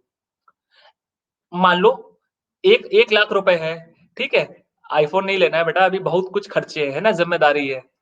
ठीक है? तो मैं इसमें क्या कर रहा हूं, अपने राशन का पैसा माइनस कर दे रहा हूं कि मुझे जो घर पे राशन लाना है, सब्जियां लानी है, इसके साथ साथ क्या करना है, बिजली का बिल जमा करना है, बिजली का बिल जमा करना है, और अन्य खर्चों को मैंने क्या कर रहा हूं, इसमें से माइनस कर दे रहा हूं। और इसके अलावा क्या है, हाउस का रेंट देना है, किराया देना है। तो इसके बाद अगर मैं बात करूं, तो मेरी सेविंग कितनी हो रही है, मेरा बचत कितनी हो रही है, यहाँ पे कितनी बचत हो रही है? 73,000 की हो रही है कि नहीं हो रही है? यानी कि मैं अपने घर को बहुत ही अच्छे से और कौशल पूर्वक चला रहा हूँ। और वहीं अगर मैं बात करूँ, यहाँ पर मेरा क्या हो गया, मेरे को खाने में क्या खर्च हो रहा है, मेरे को खाने में 50,000 खर्च हो जा रहा है और बिजली का बिल 20,000 रुपए आ जा रहा है और ये मेरा 1.5 लाख रुपए हो जा रहा है और अब मेरा क्या हो रहा है, इनकम से ज़्यादा क्या कर रहा हूँ मैं, व्यय कर रहा हूँ, उससे ज़्यादा खर्च कर रहा हूँ। यानी कि मैं मेरा खर्च कितना हो गया, माइनस 1,20,000 हो गया। यानी कि मुझे 1,20,000 का उधार लेना पड़ेगा, डेफ़िसिट में चला गया, घाटे में चला गया। पैसा आया 1,00,000 रुपए और खर्च मैंने क्या कर दिया, 2,20,000 खर्च कर दिया, ठीक है? अब अब देखो, अब आप कहोगे कि सर मैंने क्या करा है, मैंने अपने दोस्त से 1,20,000 उधार लेकर के इसको क्या कर दिया, फिट्टूस कर दिया। इसको मैंने ज़ीरो कर दिया 1,20,000 उधार लेकर के। तो आप मुझे बता सकते हो कि यहाँ पर आपका घाटा हुआ है कि नहीं हुआ है, इस महीने? अगर मान लीजिए 1,00,000 रुपए लेकर के 1,20,000 रुपए लेकर के आपने अपने दोस्त से इसको ज़ीरो कर दिया, तो हमारा इस महीने कोई घाटा होगा कि नहीं होगा? आप कहोगे कि सर मेरे पे क्या है, कोई भी लायबिलिटी नहीं है, ज़ीरो हो गया। लेकिन एक्चुअल में तो 1,20,000 रुपए तो लायबिलिटी हुई ना हुई? येस और नो? 1,20,000 आप पे लायबिलिटी हुई कि नहीं हुई? तो इसीलिए राजकोषीय यानी इस महीने का आपका घाटा या इस साल का घाटे को में हम क्या करते हैं, उधार के पैसे को नहीं इंक्लूड करते हैं। अब समझ में आया सभी को कि फिजिकल डेफिसिट पे हम बोरोइंग को क्यों माइनस कर रहे हैं? अब समझ में आया? जब मैंने आपको डेफिनेशन लिखाई थी कि फिजिकल डेफिसिट का मतलब क्या हुआ? उधार के पैसे को हम नहीं जोड़ रहे हैं, वरना तो हम ज़ीरो दिखाई देंगे इसको। क्लियर? अब देखो, पाकिस्तान यही करता है, यहाँ-वहाँ से लेकर के चुका देता है ना, तभी तो पाकिस्तान कंगाल होता जा रहा है। ठीक? अब देखो, यहाँ की अगर हम बात करें, यहाँ भारत की बात करें, तो भारत में हम क्या कर रहे हैं? पहले तो हमने प्राथमिक घाटा निकाल लिया, उसके बाद हम सॉरी अब आ रहे हैं प्राथमिक घाटे पर। राजकोषीय घाटे के बाद प्राइमरी पे आ रहे हैं। इसका मतलब क्या हुआ? अगर मैंने उधार का पैसे को इंक्लूड नहीं किया है, लेकिन मुझ पे कोई लोन वगैरह चल रहा है, उसकी ईएमआई मैं चुका रहा हूँ, तो उसको मैं क्या करूँगा? इसमें इंक्लूड कर दूँगा, क्योंकि वो भी क्या है मेरे लिए देनदारी है कि नहीं है? भले ही मेरे पास पैसा आ नहीं रहा है, लेकिन मुझे देना तो है जो मेरे पुराने का पाप हैं। ये आप देखो, ये मेरा खर्च क्या हो रहा है? इसी इसी महीने खर्च हो रहा है, ये भी इसी महीने खर्च हो रहा है, ये भी इसी महीने खर्च हो रहा है, लेकिन ईएमआई किसके लिए है? जो हो सकता है मैंने दिसंबर 2020 में खर्चा किया हो या नवंबर 2020 में खर्चा किया हो। यानी कि पुराने पापों की मैं बात कर रहा हूँ अपने। इस महीने के पाप की बात नहीं कर रहा हूँ, पुराने पापों की बात कर रहा हूँ। तो यहाँ पर क्या हो रहा है? उसके जो ब्याज देना है, उसको प्राथमिक में लेकर के आ रहा हूँ। तो इसको जब मैं जोड़ दूँगा, तो मेरा घाटा क्या होगा? कुछ बढ़ जाएगा कि नहीं बढ़ जाएगा? पुराने पाप चुकाने पड़ेंगे, है ना? वो एक मूवी आई थी ना उसकी संजय दत्त वाली ईएमआई, उधार लिया है तो चुकाना पड़ेगा, उसकी टैगलाइन थी। तो इसी तरह आपने पुराने पाप किए हैं तो उसको धोना तो पड़ेगा ही, जो उधार लिया हुआ है। तो प्राथमिक घाटे में हम क्या करेंगे? पुराने पापों का हिसाब भी करेंगे। यानी कि हम क्या करेंगे? उसमें ब्याजों को भी इंक्लूड कर देंगे। ठीक है? उसमें से हम क्या कर देंगे? इंटरेस्ट को माइनस कर देंगे, क्योंकि हम अपने पुराने पाप भी दे दे रहे हैं, धो रहे हैं। तो यहाँ पर हमारा क्या निकल आ रहा है? इंटरेस्ट पेमेंट भी हटा दे रहे हैं हम। अब समझ में आया सभी को? किसी को कोई डाउट इसमें? बताइए। देखो, बहुत ईज़ी है। अब जब कल हम लोग बजट पढ़ेंगे, तो मुश्किल से 40 से 45 मिनट का आपका खेल रह जाएगा बजट का। मैं आपको एक एग्ज़ाम्पल बता रहा हूँ अंकिता। मैं आपको इस बात को समझाने के लिए बता रहा हूँ कि ईएमआई भी तो आप दोगे, तो आपका इसमें से तो माइनस ही होगा ना। मैंने समझाने के लिए बताया है। तो आपकी इनकम में से तो माइनस ही होगा ना वो ईएमआई। बिल्कुल, असली बात तो यहीं पता लगेगी। बताइए, बताइए राहुल, अगर कुछ ज़्यादा ऑफ द टॉपिक होगा तो फिर बाद में डिस्कस कर लेंगे। इनसे कोई रिलेटेड हो तो बता दीजिएगा। ठीक है? तो ये हमारे जब भी आप बजट देखोगे तो इन्हीं की चीज़ों के इर्द-गिर्द क्या होता है, हमारा ये चीज़ क्या होती है, घूमती है। ठीक है? इसके अलावा एक टर्म और आता है रेवेन्यू डेफिसिट। इसके अलावा हमारा एक और टर्म आता है, तीसरा टर्म रेवेन्यू डेफिसिट। इन 3 टर्म के अलावा चौथा टर्म आपको बजट में नहीं दिखाई देगा। इसका मतलब क्या हुआ? राजस्व में जो आपका घाटा लग रहा है। कैपिटल मोनेटाइजेशन को कहाँ रखने में ये में या सीआर में? कैपिटल एक्सपेंडिचर में या फिर कैपिटल रिसिप्ट में? कैपिटल मोनेटाइजेशन का मतलब क्या हुआ, पहले जी ये बताओ आप। कैपिटल मोनेटाइजेशन का क्या मतलब है? आपने किसी भी चीज को मोनेटाइज कर रहे हो, यानी कि उसको क्या कर रहे हो, मनी से उसको कोरिलेट कर रहे हो, है ना? वो आप क्या कर रहे हो, जैसे कि सरकार डिसइन्वेस्टमेंट करती है, तो वो क्या कर रही है, अपनी संपत्ति को नीलाम कर रही है। तो कैपिटल मोनेटाइजेशन का मतलब भी क्या है, आप अपनी चीज को मोनेटाइज कर रहे हो, तो वो आपके किस में जाएगा, कैपिटल रिसिप्ट में आएगा। कैपिटल रिसिप्ट में आएगा कि जो आपने संपत्ति लगाई थी, अब उसकी आप कीमत लगा रहे हो, उसकी कीमत आपको मिल रही, तो पैसा आपके पास वापस आ रहा है। बात समझ में आई? यस और नो? कोई डाउट इसमें?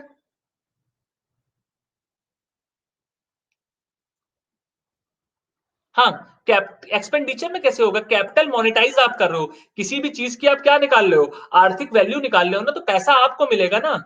अगर वो जनता के पास पैसा जाएगा तो मोनेटाइजेशन कैसे करोगे चीज का?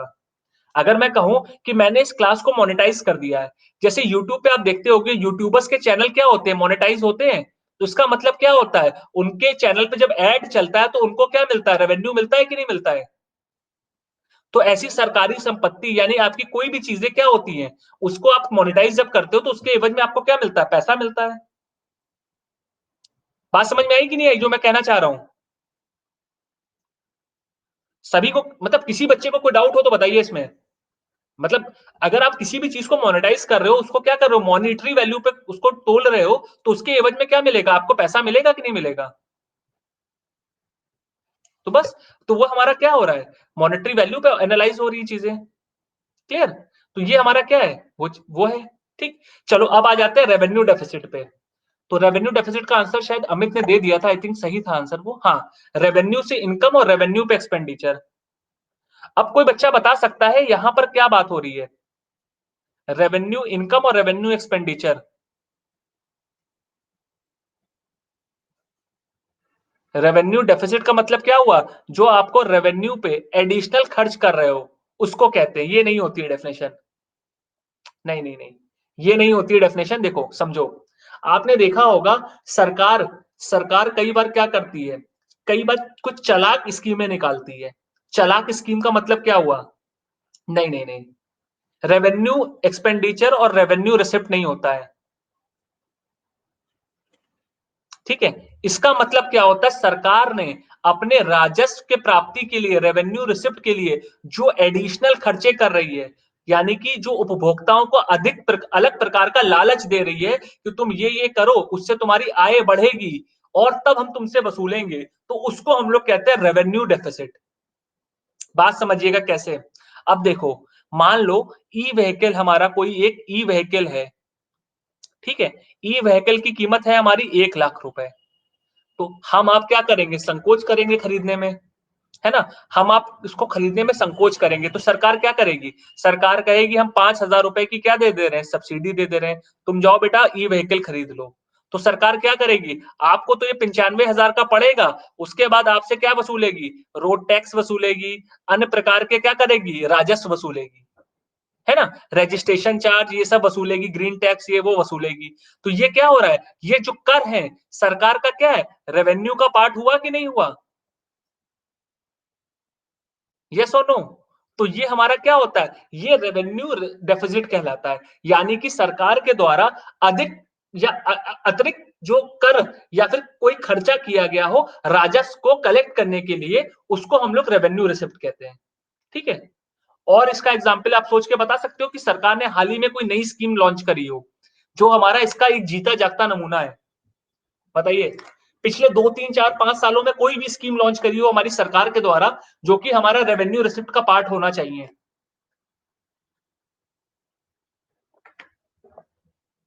थोड़ा जोर लगाइए, यूपी बीसीएस के एस्पिरेंट है, एसआई और लेखपाल वाले नहीं है कि इसको मतलब आप सोचेंगे नहीं। सोलर पैनल कैसे, ग्रीन गैस कैसे?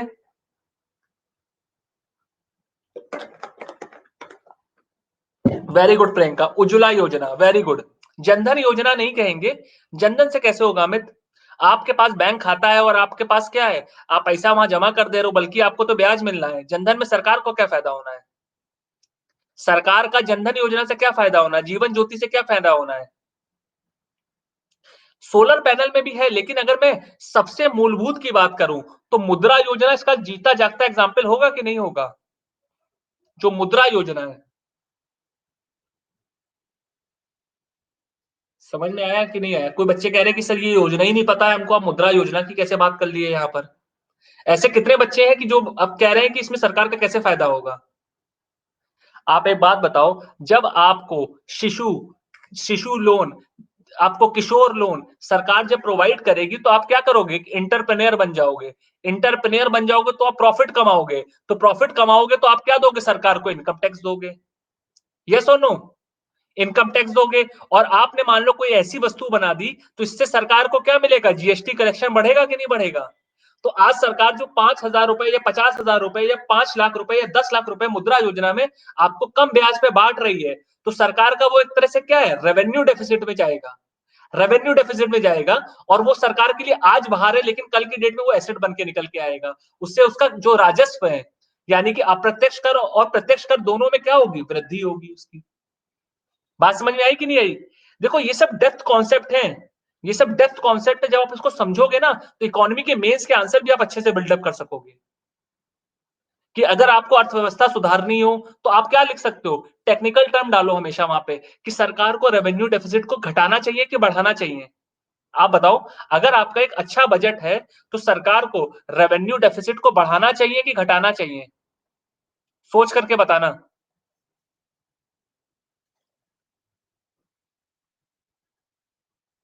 इंक्रीज करना चाहिए, लेकिन एक हद तक करना चाहिए। ऐसा भी नहीं कि पूरा हमने खजाना क्या करा, इसी पे अलॉट कर दिया।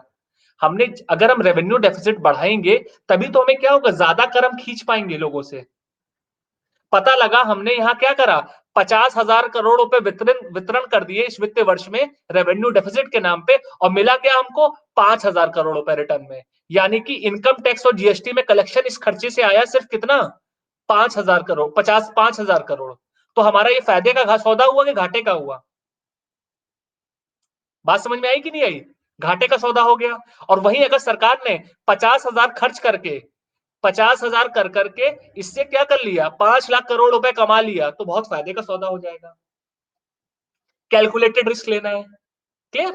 तो ये सब सरकार की नीतियां होती है जो बजट में दर्शाई जाती है। तो अब जो नेक्स्ट क्लास होगी हमारी, उसमें हम लोग सीधे क्या करेंगे? बजट पे सीधे अंदर के आंकड़ों पे डिस्कशन करेंगे। तो की टर्म्स के लिए एक बार आप वीडियो दोबारा देख लीजिएगा, या किसी भी टॉपिक पे आपको जो डाउट आ रहा हो उसके लिए आप मुझसे दोबारा पूछ लीजिए, तो मैं आपको डिटेल में बाइफरकेट करके फिर से बता देता हूं। बताइए राहुल, राहुल अपना क्वेश्चन दोबारा से बताइए क्या है? अच्छा, डेफिसिट, इसकी डेफिनेशन बता देते हैं, चलो बता देते हैं। इसकी डेफिनेशन अभी नोट करा देते हैं, और बताइए। रेवेन्यू डेफिसिट की डेफिनेशन दिखा देते हैं।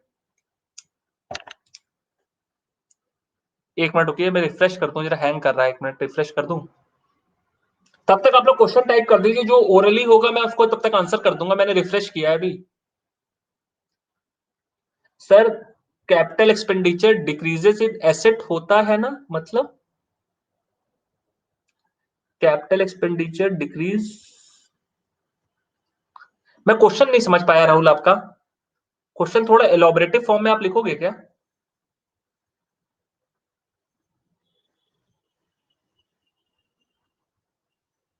क्वेश्चन को थोड़ा एलोबरेटिव फॉर्म में लिखोगे? मैं आपको क्वेश्चन समझ नहीं पाया हूं राहुल।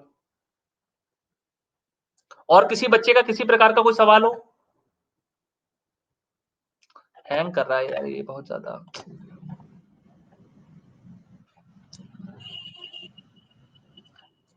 क्या चीज? क्या कृषि लोन रेवेन्यू डेफिसिट में आएगा? देखो, सरकार कोई भी प्रकार की लोन की स्कीमें या फिर कर लगाती है किसी भी अतिरिक्त चीजों को खर्च करने के लिए, वो सब हमारा इसी में जाता है। अर्चना, कृषि लोन आपका देखो, पहली चीज तो रेवेन्यू डेफिसिट में क्यों नहीं जाना चाहिए? कोई मुझे बता सकता है कि मैं अगर इसको कहूं कृषि लोन ही नहीं जाएगा सिर्फ, बाकी सब लोन जाएंगे? आप बता सकते हो ऐसा क्यों? क्या एग्रीकल्चर इनकम में भारत में टैक्स है क्या? सोचो। नहीं। तो भारत सरकार क्यों कृषि क्षेत्र में पैसा लगाएगी? तभी तो किसान की आय दुगनी करने के लिए सरकार क्या करती? स्कीमें नहीं लाती ज्यादा। बात समझ में आई कि नहीं आई? हमेशा किसको पैसा देती है सरकार? तभी रेवेन्यू डेफिसिट को बढ़ाने के लिए किसको देती है? कॉर्पोरेट्स को पैसा देती है, यानी कि जो हमारे पूंजीपति है, उनके पास सरकार योजना लेकर के आती है कि जैसे कि मान लो रिलायंस है, अब अदानी है, अंबानी है, उनके हाथ में पैसा ज़्यादा डालती है कि उनके पास पैसा आएगा, वो नई-नई इंडस्ट्रीज़ लगाएँगे, इससे रोज़गार बढ़ेगा। रोज़गार बढ़ेगा तो लोग क्या करेंगे? इनकम टैक्स देंगे और कंपनी का प्रॉफिट होगा तो कॉर्पोरेट टैक्स आएगा और उससे उत्पादन की जो चीज़ें होंगी, उससे क्या मिलेगा? जीएसटी मिलेगा। यानी कि एक तीर से हमने क्या करे? 3 निशाने ले लिए। तो हम कृषि क्षेत्र में पैसा क्यों लगाएँगे? बात समझ में आई कि नहीं आई? जब एग्रीकल्चर टैक्स पे इनकम टैक्स आपका जीरो है किसी से बनाई हुई चीजों पर, तो हम उसके लिए रेवेन्यू डेफिसिट को क्यों अपना बढ़ा करके अपने लिए गाली खाएंगे और पार्लियामेंट में अपने लिए सवाल इकट्ठा करेंगे? बात समझ में आई कि नहीं आई सभी को? कैपिटल एक्सपेंडिचर का मतलब नहीं समझ में आया। कैपिटल एक्सपेंडिचर का मतलब क्या हुआ? किसी भी पूंजी पर, किसी भी चीज को आप अपनी कैपिटल को बनाने में जो खर्च कर रहे हो, उसको आप कैपिटल एक्सपेंडिचर कहते हो। जैसे कि मान लो आपको क्या करना है, आपको ओएनजीसी का एक नया दफ्तर बनाना है, तो उसके लिए क्या करती है सरकार? पैसा आवंटित करती है बजट में। यस और नो? या नया एम्स बनाना है, तो एम्स का एलोकेशन बजट कहां पे होता है? हमारे बजट में तो पैसा अलॉट होता है कि गोरखपुर में नया एम्स बनना है 500 करोड़ की लागत से। तो अगर ये एम्स की बिल्डिंग अगर गोरखपुर में बन जाएगी, तो इससे जो राजस्व होगा, इसकी जो प्रॉपर्टी की कीमत होगी, वो पैसा किसका बढ़ेगा? सरकार का ही तो बढ़ेगा। तो आज जो हम एक्सपेंडिचर कर रहे हैं एम्स को लगाने के लिए या फिर नया नया कोई हवाई अड्डा बना रहे हैं, उससे सरकार को जो पैसा मिलेगा, तो सरकार की तो तिजोरी भरनी है उससे। बात समझ में आई कि नहीं आई सभी को? कोई बच्चे अब समझ में आई राहुल की नहीं आई बात? आप बताइए। नहीं, राहुल से मैं पूछ रहा हूँ, राहुल का शायद डाउट था ना, तो राहुल से मैं पूछ रहा हूँ। समझ में आई? तो आपका क्या हो रहा है? राजस्वी तो आप क्या कर रहे हो? उसको बनाने में तो खर्चा कर रहे हो और उससे जब प्रॉफिट होगा तो आपको क्या होगा? उसका पैसा मिलेगा। ठीक है? इसकी डेफिनेशन नोट कर लीजिए फटाफट। इसकी डेफिनेशन फटाफट नोट कर लीजिए। रेवेन्यू डेफिसिट की।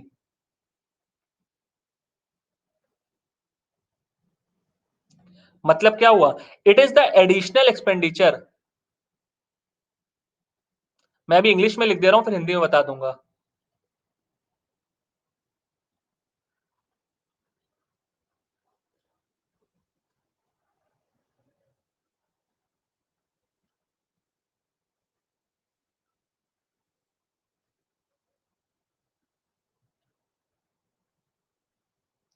यानी कि ये एक अतिरिक्त प्रकार का खर्च होता है जो कि सरकार द्वारा किया जाता है किस पर? हमारे रेवेन्यू के रिसिप्ट पर। यानी कि राजस्व की प्राप्ति पे के लिए सरकार के द्वारा जो अतिरिक्त हमारा खर्च किया जाता है उसको क्या कहते हैं? रेवेन्यू डेफिसिट कहते हैं। क्लियर है? नोट कर लीजिए। इंग्लिश हिंदी वाले सभी नोट कर लीजिए। ठीक है? और कोई डाउट हो बताइए।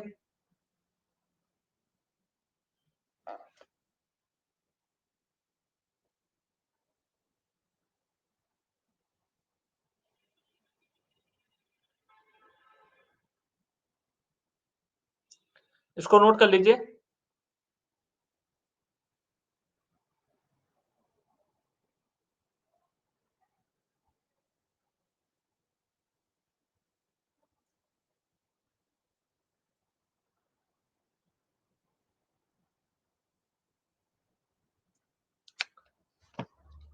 वो नहीं होगा सतीश। रेवेन्यू डेफिसिट का मतलब क्या हुआ?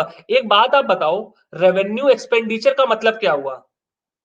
सरकार कभी इनकम टैक्स को वसूलने के लिए खर्च करती है क्या कभी कुछ? आप एक बात बताओ।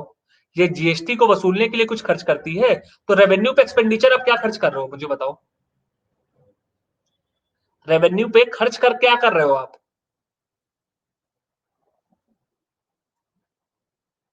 शालू हिंदी में इसका मतलब क्या हुआ? सरकार द्वारा जो अतिरिक्त खर्च किया जाता है हमारे जो राजस्व की प्राप्ति करने के लिए, उसको हम लोग रेवेन्यू डेफिसिट कहते हैं। सतीश बात समझ में आई कि नहीं आई? बुक में कई जगह जो दिया रहता है इसका मतलब गलत होता है। ठीक है? मैं आपको भारत सरकार की ऑफिशियल साइट पे भी दिखा देता हूं, जो हमारे बजट में जो हमारी वो जो ग्लॉसरी आती है, मैं वहां दिखा देता हूं। उससे वहां से आपकी चीजें क्या हो जाएंगी? आपको क्लियर हो जाएगा और मतलब इसका।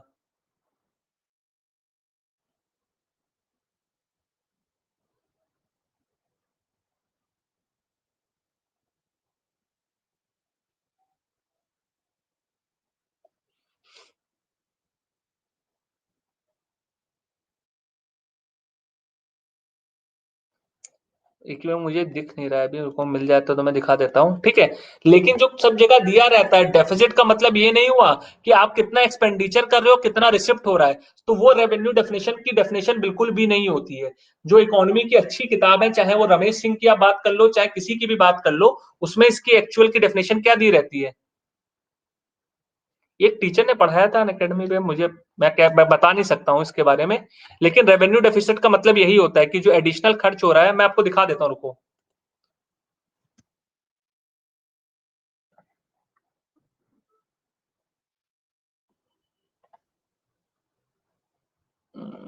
एक मिनट देखता हूं मैं इसको। इसको मैं आपको स्क्रीनशॉट में शेयर कर दूंगा।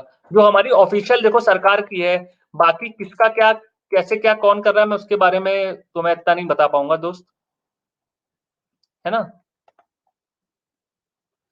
क्योंकि कई जगह जो डेफिनेशन दी रहती है ना बुक्स वगैरह में, गलत दी रहती है कई चीजों की, तो उससे कंफ्यूजन होता है।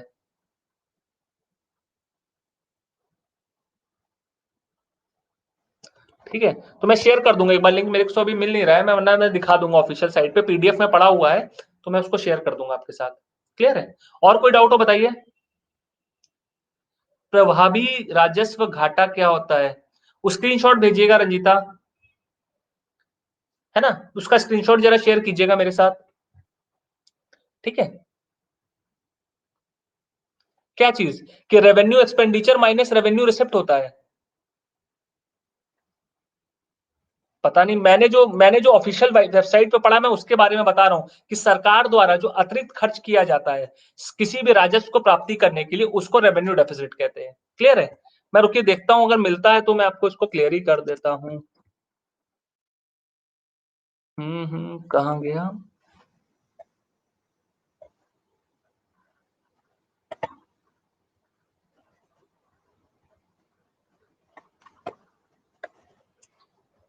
का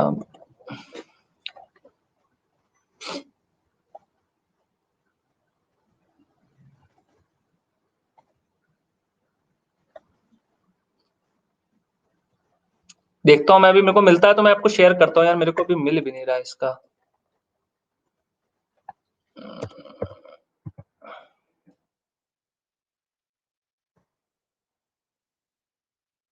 एक जगह मिला तो है, लेकिन इसको यहाँ पे शेयर करना मेरे को लगता है थोड़ा गड़बड़ा रहे थे, कॉपीराइट ना मार दे। हाँ, मैं टेलीग्राम पे मार दूंगा, टेलीग्राम पे अभी शेयर कर दूंगा, अभी क्लास के बाद ही कर दूंगा। ठीक है ना। वहां पे आप लोग देख लेना। या रुको ना, टेलीग्राम पे मैं अभी कर देता हूँ, आप लोग एक बार देख लेना उसको, उससे चीजें काफी क्लियर हो जाएंगी।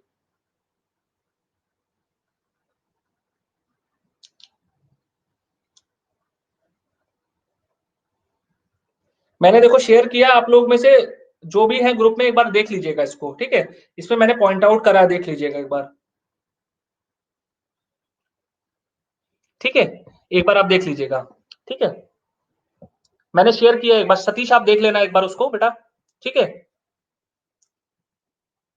जो मैंने आपको शेयर किया डिफ्लेशन, जो हमारी कुछ ऑफिशियल वेबसाइट्स पे दी गई है, ये अतिरिक्त प्रकार का जो सरकार द्वारा खर्चा किया जाता है राजस्व की प्राप्ति के नाम के लिए, उसको हम लोग बेसिकली कहते हैं। ठीक है, एक बार देख करके मुझे बताओ कोई। ठीक है। और आप में से जिन बच्चों ने अभी भी अनअकैडमी प्लस का सब्सक्रिप्शन अवेल नहीं किया है और अनअकैडमी में नए बैचेस के लिए वेट कर रहे हैं, तो आप लोग को बता देते हैं, 3 नए बैचेस हमारे अभी हाल ही में स्टार्ट होने जा रहे हैं, अपकमिंग वीक्स में आप इसके लिए एनरोल कर सकते हैं। इसमें आपका लेखपाल का बैच जो 9 फरवरी से हो रहा है, इसमें Ankita ma'am, Dharmendra sir, Noor Alam sir, Manraj sir, Mayank sir और नरेश सर पढ़ा रहे हैं। और इसके अलावा आपका जो 100 डेज का बैच आ रहा है, ये यूपी पीसीएस जो 13 जून को एग्जाम होने वाला है, इसके लिए बहुत इंपॉर्टेंट है। इसमें रहना मैम है, अंकुर सर है, विपिन सर है, भरत सर है, धनंजय सर है, मैं खुद हूँ और विपुल सर है। ठीक है, ये 9 तारीख से स्टार्ट हो रहा है। और तीसरा एक बैच एक आ रहा है हमारा हिस्ट्री ऑप्शनल का। आप लोग कई लोग मैसेज कर रहे थे, ये 8 फरवरी से स्टार्ट हो रहा है, जिसमें तारिक सर आपको पढ़ाएंगे हिस्ट्री ऑप्शनल। क्लियर। तो इसके लिए अपने आप को एनरोल कर लीजिएगा। और इसके अलावा 9 फरवरी को हमारा स्टार्ट हो रहा है नया बैच, जिसमें रैना मैम है, अंकुर सर है, विपिन सर है, भरत सर, अभिनव सर, धनंजय सर, मैं और विपुल सर है और दीपांकर सर है। ठीक है। और सब्सक्रिप्शन लेना काफी इजी है, आप मेरा डिस्काउंट कोड निर्मेश यूज करके इसके लिए एनरोल कर सकते हैं। 2 साल का 1 साल का सब्सक्रिप्शन लेते तो 10% का डिस्काउंट मिलेगा, अगर क्वाइन है तो 10% एक्स्ट्रा मिल जाएगा। तो 2 साल का सब्सक्रिप्शन आपको लगभग आपको 6804 रुपए का पड़ेगा और 1 साल का लगभग आपको कितने का पड़ेगा? 6300 रुपए का पड़ेगा, सॉरी 5600 रुपए का पड़ेगा। तो इसके लिए अपने आप को एनरोल कर लीजिए, काफ़ी बेनिफिशियल है, काफ़ी बच्चों बेनिफिट उठा रहे हैं, आप भी उठाइए। क्लियर? देखा किसी ने? अंकिता या फिर सतीश आपने देखा? क्या लिखा है उसमें? जो हम चर्चा कर रहे हैं वो कि वो? जो डेफिनेशन हम चर्चा कर रहे हैं कि जो आप बता रहे हैं वो? है ना? तो वही ऑफिशियल डेटा में ये दिया रहता है। एक्चुअली में क्या होता है, कुछ बुक्स में क्या होता है, हाँ, जो जो हमारी डेफिनेशंस बुक्स में दी होती है वो कई बार गलत होती हैं। जैसे कि अगर आपने एक चीज पढ़ा होगा बैंक रेट, आपने पढ़ा होगा बैंक रेट के बारे में, तो मैक्सिमम बुक्स में 99.9% में बैंक रेट के बारे में क्या दिया गया है? बैंक रेट वो दर होता है जिससे क्या होता है, कोई भी कमर्शियल बैंक बैंकों से उधार, आरबीआई से उधार लेता है ना? आपने ये पढ़ा है कि नहीं पढ़ा है? लेकिन एक्चुअल डेफिनेशन क्या होती है, जो गवर्नमेंट सिक्योरिटीज या अन्य तरह की जो हमारी चीजें होती है, उसके लिए जो जब बैंक हमारे आरबीआई के पास जाकर के अपने तुड़वाते हैं एफडीज वगैरह को, उस पे जो पेनल्टी लगती है उसको भी हम बैंक रेट कहते हैं। क्लियर? तो ये सब चीजें होती हैं हमारी। ठीक है, तो चलिए इस सेशन को यहाँ पे एंड करते हैं दोस्तों, और नेक्स्ट क्लास में मिलते हैं जिसमें हम लोग इस आंकड़े के साथ आएंगे। क्या कह रहे हैं? Effective revenue deficit. Effective revenue deficit का मतलब क्या हुआ? जो आपकी एक्चुअल में रेवेन्यू डेफिसिट आ रही है। हमारी रेवेन्यू डेफिसिट भी कई प्रकार की होती है ना? तो इफेक्टिव का मतलब क्या हुआ? जो आपकी एक्चुअल में रेवेन्यू डेफिसिट आ रही है। कई बार आपके एस्टिमेटेड डेटाज होते हैं, कई बार आपके क्या होते हैं, अदर फैक्टर्स को इंक्लूड करे हुए होते हैं। तो इफेक्टिव में क्या होता है, सभी प्रकार की जो आपने ब्याज लिए हुए हैं, बोरोइंग करी हुई है, उन सबको घटाने के बाद जो अंत में रेवेन्यू डेफिसिट आता है, वो आपका इफेक्टिव रेवेन्यू डेफिसिट कहलाता है। क्लियर है? तो और किसी प्रकार का कोई डाउट रह गया हो आपके मन में, विचार में कोई सवाल कौतूहल कर रहा हो तो बताइए। ठीक है, तो चलिए धन्यवाद दोस्तों। आज हमारा बेसिक सेशन था, बस एक ही सेशन में बजट को हम लोग नेक्स्ट टाइम पे डेटा के साथ खत्म कर देंगे। ठीक है, तो नेक्स्ट क्लास आपकी मंडे को होगी, कल क्लास नहीं है। ठीक है, कल क्लास नहीं है, और नेक्स्ट क्लास आपकी मंडे को होगी। और हाँ, एक चीज और मैं बता देता हूँ, कल जो 12 बजे हमारा मेंस का आंसर राइटिंग की क्लास होनी है, उसको भी मैं कुछ कारणवश उसको कल के लिए पोस्टपोन कर रहा हूँ दोस्तों। ठीक है, वो मंडे को आपकी क्लास होगी, मैं टाइमिंग आपके साथ शेयर कर दूंगा। तो कल आपकी कोई क्लास नहीं होगी, कुछ मुझे हाँ पर्सनल काम है। मंडे को क्लास होगी बजट की। इकोनॉमिक सर्वे बेटा हो चुका है राहुल ऑलरेडी। इकोनॉमिक सर्वे की क्लास पहले हो चुकी है, कल ही हुई है। आप उसको एक बार पढ़ लेना, देख लेना रिकॉर्डेड लेसन को। ठीक है, और कोई डाउट हो बताइए। ठीक है, तो चलिए सेशन को यहाँ पे एंड करते हैं दोस्तों, मिलते हैं नेक्स्ट सेशन में। Till then bye bye, good night.